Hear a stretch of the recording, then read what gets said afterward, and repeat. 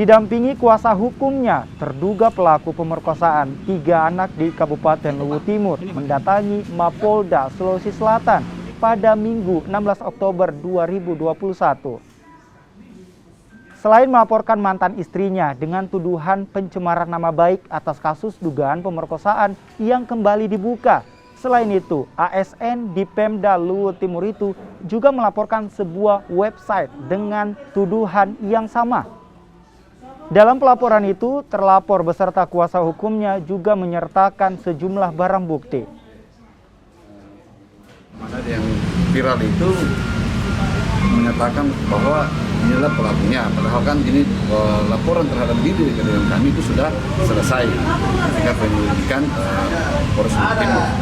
Nah, oleh karena keluarga besar dari klien kami merasa terganggu, sehingga kami melaporkan untuk mencari keadilan di Polda Sulawesi Selatan. Yang dilaporkan berapa orang, Pak? Yang kami laporkan adalah tentu adalah mantan istri dari klien kami.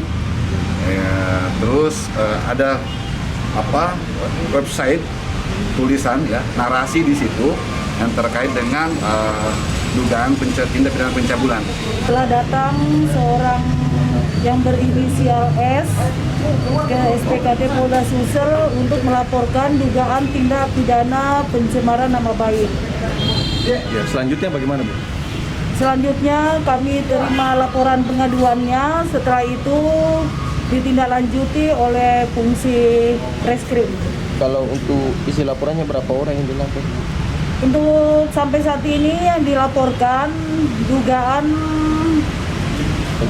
pencemaran nama baik dilakukan baru oleh 1 orang. Ya, nanti kita tunggu proses penyelidikannya lebih lanjut. Maksudnya